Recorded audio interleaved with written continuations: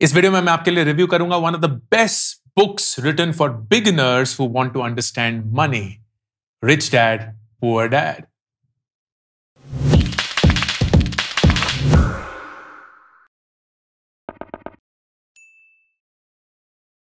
दोस्तों, ये एक सीरीज है जो मैंने हाल ही में शुरू करी है, जहां हर महीने मैं एक बुक को उठा के आपके लिए उनको रिव्यू करता हूं। As a very important disclaimer, ये वीडियो रिप्लेसमेंट नहीं है बुक पढ़ने का। बुक्स पढ़ना जरूरी है।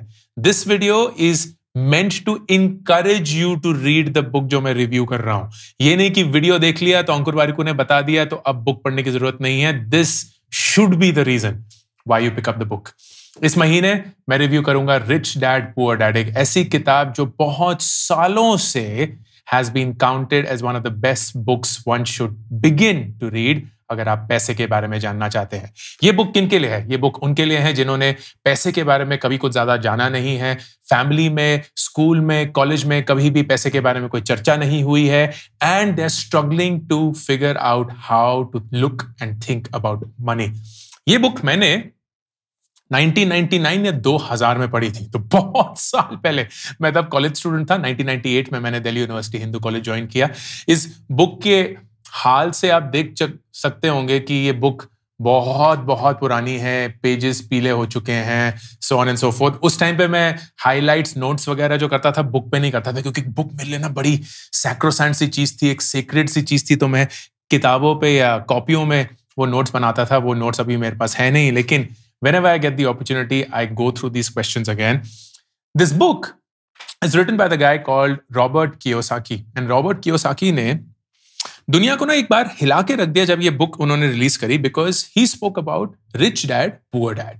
उनकी खुद की जिंदगी की कहानी, जहां उनके खुद के जो पिता थे, he was a very hard working professor, लेकिन वो कभी भी पैसे को ना सही से समझ नहीं पाए, सही से जान नहीं पाए।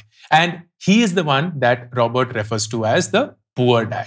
सब कुछ करने के बावजूद, अच्छी नौकरी होने के बावजूद, सब कुछ जिंदगी में सही करने के बावजूद, he could never create true wealth. And फिर उनके मुंह बोले बाप थे, हु वाज मेरे ख्याल से 8वीं या 9वीं कक्षा पास, so didn't even finish school, and वो जिंदगी में जाकर बहुत सारे वेल्थ एक्यूमुलेट कर चुके थे। And he was the one that Robert referred to as the rich dad. और इस पूरी किताब में ही basically goes through a comparison कि कैसे मेरे असली पिता जो थे, जो जिंदगी में सब कुछ सही करने के बावजूद भी एक तरीके से गरीब ही रह गए, और कैसे मेरे ये जो मुंह बोले बाप थे, उन्होंने जिंदगी को समझा, पैसे की जिंदगी में अहमियत को समझा, and then through that created lessons that I intend to share with you.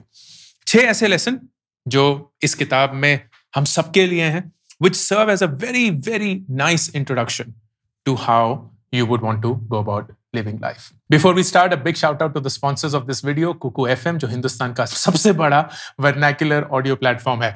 यहाँ Rich Dad Poor Dad और ऐसी बहुत सारी और किताबें available हैं in an audio format आपकी favorite भाषा में। So you can listen to books as well as consume the knowledge that they have. Limited period के लिए अगर आप इस कोड को कुकू FM पे अप्लाई करेंगे, then you will get 50% off on the subscription. Please करिएगा, because even if you do not read books, at least you can listen to books, and that too in the language that you prefer. So Rich Dad Poor Dad में 6 बहुत ही कीमती lessons हैं जो कि मैं आप सबके साथ शेयर करूंगा। सबसे पहला lesson, rich don't work for money, money works for them. सुनने में बहुत अच्छा लगता है। अमीर लोग ना पैसे के लिए काम नहीं करते, पैसा उनके लिए काम करता है। एंड अक्सर हम इसको सुनते भी हैं, बट इसका मतलब क्या है? इसका मतलब यह है कि Robert compared his poor dad, जो उनके असली पिता थे, to something who is a normal person caught in the rat race. हम सब को ना एक तरीके की जिंदगी जीने के लिए बोला गया है। समाज हमें यह बोलता है कि जल्दी जल्दी पढ़ाई खत्म कर लो और उसके बाद ना नौकरी करो, क्योंकि नौकरी से पैसे मिलते हैं। That's the only way you can live and survive in the world. And हम फिर क्या करते हैं, उस पैसे की जैसे ही हमारी कमाई शुरू होती है, हम उससे चीजें खरीदना शुरू कर देते हैं। हम उससे गाड़ियां खरीदते हैं, घड़ियां खरीदते हैं, कपड़े खरीदते हैं, फोन खरीदते हैं, बंगले खरीदते हैं, वेकेशंस खरीदते हैं, और हमें लगता है कि यही सही मायना है पैसे कमाने का, which is true to some extent. लेकिन हम ना उस पैसे के अधीन हो जाते हैं। हम उस सैलरी से एडिक्टेड हो जाते हैं। हमें पता है कि हमारी जो जिंदगी है, हमारा जो लाइफस्टाइल है, वो ऐसा बन चुका है कि हम इस पैसे को ना अब ना नहीं बोल सकते। And so many of us continue to live in our jobs despite being miserable just because they don't know anything else. And the best example of that is our parents. हमारे पेरेंट्स की तो और भी ज्यादा मुश्किल जिंदगी थी। उनके लिए ये जो सारे वेकेशंस हैं, फोन्स हैं, ये सारी लग्जरीज जो थी, वो तो दूर दूर तक नहीं थी। उनके लिए सिर्फ और एक सी चीज थी, सर्वाइवल। कैसे अगले महीने का खर्चा निकल पाएगा। एंड उसकी वजह से हम में से कितने सारे लोगों ने अपने माँ बाप को देखा है एक जॉब में पिसते हुए, not happy, but they had no choice. वो करते रहे because they knew that they had to work for money. लेकिन जो रईस लोग होते हैं, वो नहीं जो पैदाइशी रईस होते हैं, बट वो लोग जो अपने लिए पैसा बनाते हैं और उसको फिर कन्वर्ट करते हैं to something that works for them, are the ones who are truly escaping the pains of life. They are the ones who are constantly making sure that money works for them. कैसे? By taking out money first for themselves. आपकी जब भी salary आती है, हम क्या करते हैं? हम सबसे पहले अपने खर्चे जल्दी जल्दी दे दिए। सैलरी आने से पहले ही सरकार को खर्चा दे दिया है टैक्स के रूप में। फिर आया रेंट, EMI, ये फीस, वो बिल, वो सारी चीजें। उसके बाद जो बच जाता है, अगर बच जाता है, तो हम फिर YouTube पे आके अंकुर वारिको के वीडियो देख के ये फिगर आउट करते हैं कि उसको इन्वेस्ट कैसे करें। And that is you working for money. क्योंकि जैसा ही पैसा आया, आपने वो सारी चीजें बांट दी जो लोगों के लिए थी, आपने अपने लिए कुछ किया ही नहीं। So that amount will always remain as a small amount and as a by product. वो कभी भी आपके लिए नंबर 1 प्रोडक्ट नहीं होगा। वो तब होगा जब आप अपनी जिंदगी की इक्वेशन को बोलेंगे, oh income minus expenditure is equal to savings. अगर एक्सपेंडिचर बढ़ गया तो सेविंग्स कम हो गई। अगर इनकम उतनी नहीं बढ़ी और एक्सपेंडिचर उतना ही रहा तो सेविंग्स कम हो गई। हम हमेशा अपनी सेविंग्स को कम कर देते हैं, कभी भी अपने एक्सपेंडिचर को कम नहीं करते। हम हमेशा अपनी सेविंग्स को कम कर देते हैं, कभी भी ये तरीका नहीं बनाते कि हमारी इनकम कैसे बढ़े। That is the first and the foremost lesson for this book. Number 2, पैसे ना बनाना तब भी आसान है, लेकिन पैसे को बनाकर रख पाना और ग्रो कर पाना बहुत मुश्किल है। And this is a fundamental principle of life. Keeping money is far far more difficult than earning money. एक स्टडी थी यूएस में, जो कि सारे जो लॉटरी जीतने वाले लोगों की जिंदगी थी उसको ट्रैक कर रही थी। एंड अक्सर यही होता है कि लॉटरी जो जीतते हैं वो लोग होते हैं जिनके पास ज्यादा जिंदगी में पैसे नहीं होते। तो एक दिन उनकी लॉटरी लग गई, जिंदगी में बहुत पैसे आए, and then the research study was tracking कि उनकी जिंदगी में उसकी वजह से क्या बदलाव आया। बदलाव बहुत ही सरप्राइजिंग था। कुछ नहीं बदला।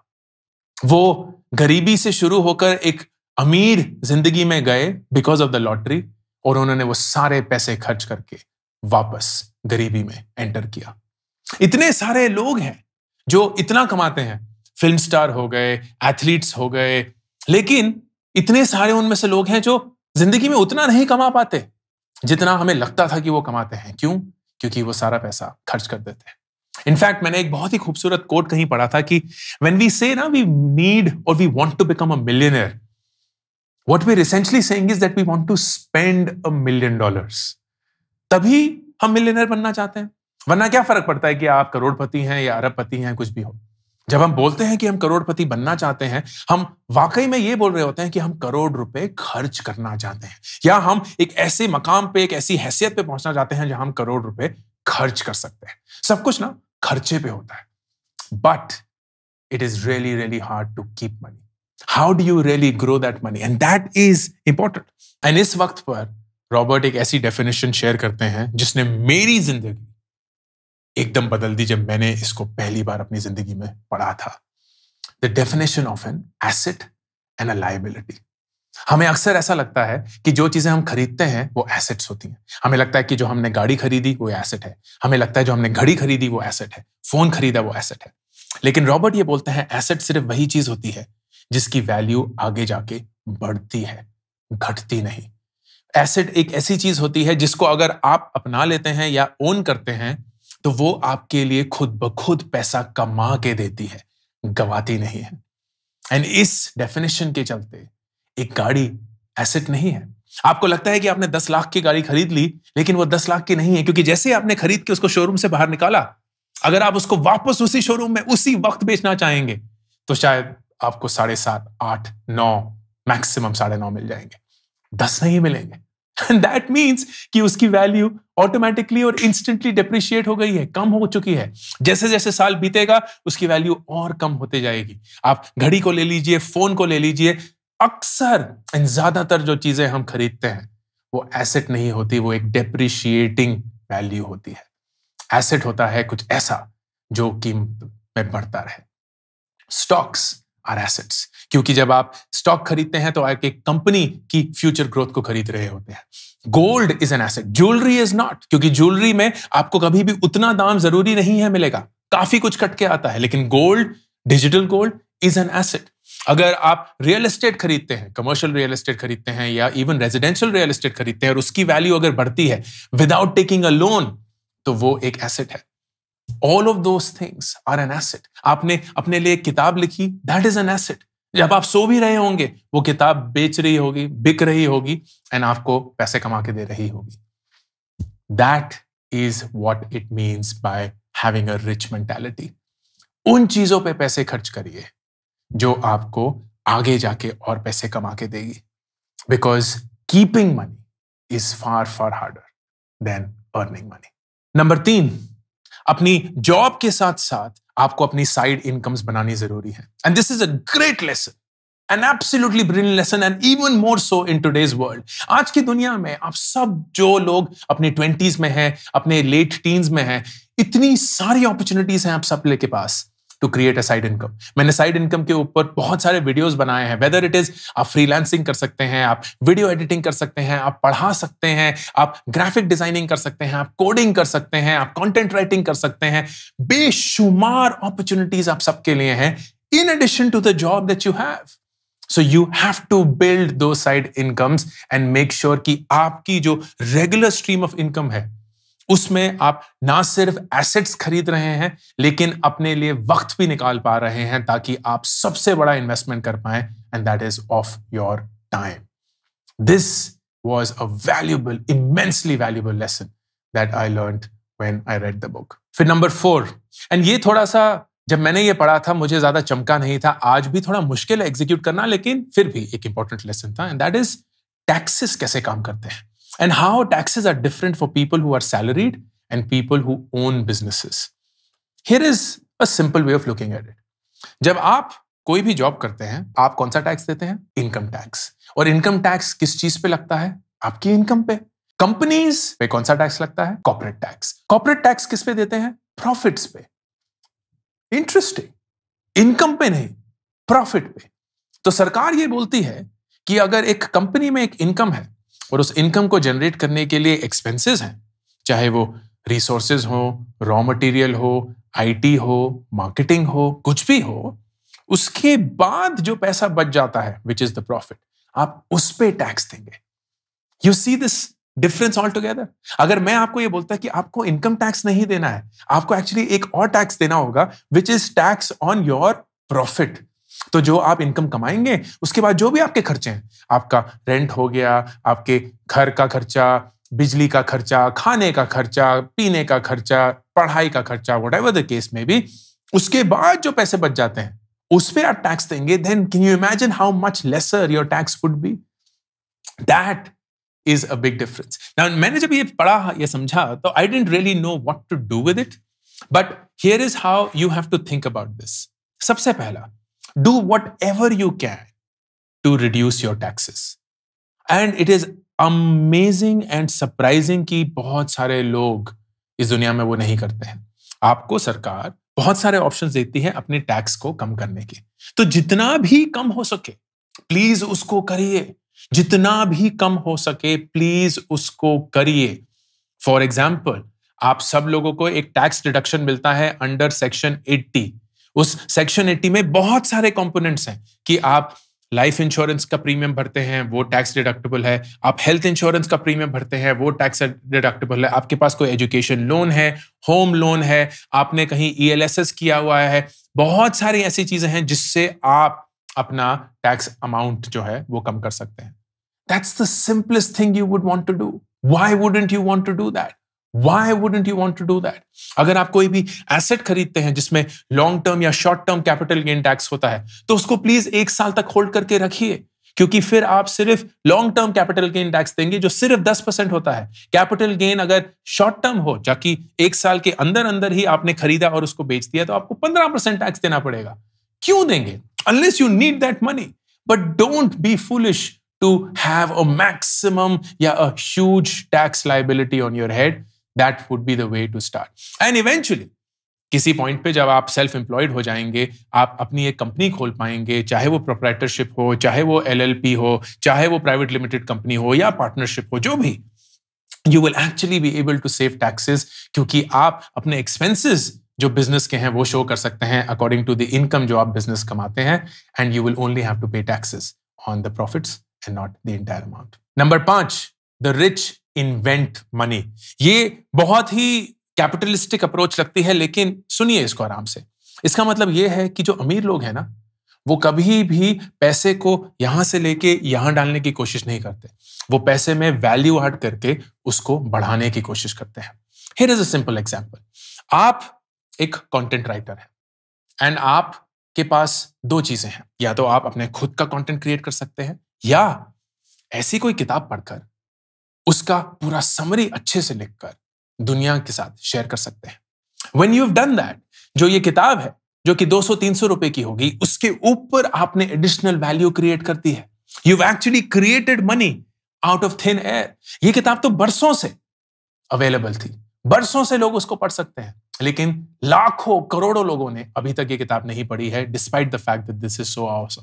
तो अगर आप अपना वक्त डाल के, अपने एक्सपीरियंस, अपने तजुर्बे को टेबल पर लाकर उससे एक वैल्यू एडेड पीस क्रिएट कर सकते हैं, that can create money out of anything. चाहे वो आप 20 रुपए में बेचे, 25 रुपए में बेचे, 50 में बेचे, 100 में बेचे, you still have created money out of nothing. This is how rich people think. लेकिन एक दूसरी फितरत यह रहेगी, अरे ये बुक मुझे 50 रुपए की मिल रही है, तो मैंने 50 की कहीं से ले ली और किसी को 70 बेचने की कोशिश करी. Which is the trading mentality, which is also the way how we all think. तो जब हम कभी भी कोई चीज खरीदते हैं एज अ सैलरीड प्रोफेशनल, हम हमेशा नेगोशिएट करने में लगे रहते हैं, क्योंकि हमें लगता है कि इन्होंने तो कुछ ऐड किया ही नहीं है. इन्होंने क्या किया, कहीं से सस्ते में लिया, हमें महंगे में बेचने की कोशिश कर दी. And that is how we constantly think, which is why we keep negotiating. लेकिन अगर कोई भी चीज है जो आउट ऑफ थिन एयर निकली है and has created wealth as against distributed wealth, we then suddenly take a very different notice. That is how you have to live your life. And number 6, जो कि सबसे बढ़िया lesson in this book, and that is people who create wealth are constantly learning. And there is nothing truer than that. Nothing truer than that. So I feel so blessed कि 19 साल की उम्र में, 20 साल की उम्र में मुझे ये लेसन एक किताब से मिला. क्योंकि इस लेसन ने मेरी जिंदगी बदल दी. अक्सर काफी लोग मुझसे ये पूछते हैं कि कॉलेज स्टूडेंट्स को आप क्या एडवाइस देंगे, और मैं सिर्फ एक ही एडवाइस देता हूं कि यार, कॉलेज में ना आपको सिर्फ एक चीज सीखनी है. Forget what you are learning. आप बीकॉम कर रहे हैं, बीए कर रहे हैं, बीएससी कर रहे हैं, बीटेक कर रहे हैं, बीए एलएलबी कर रहे हैं, कोई फर्क नहीं पड़ता. कॉलेज सिर्फ एक चीज अगर आपको सिखा देना, आपकी पूरी जिंदगी बन जाएगी. And that is how to keep learning for the rest of your life. पढ़ाई से ना भागना नहीं है, सीखने से भागना नहीं है, पढ़ने से भागना नहीं है. उसको एम्ब्रेस करना है, उसको गले लगाना है. क्योंकि अगर आप ये सीख गए कि कभी भी कब क्या सीखना है, then you are gold. You are absolutely gold.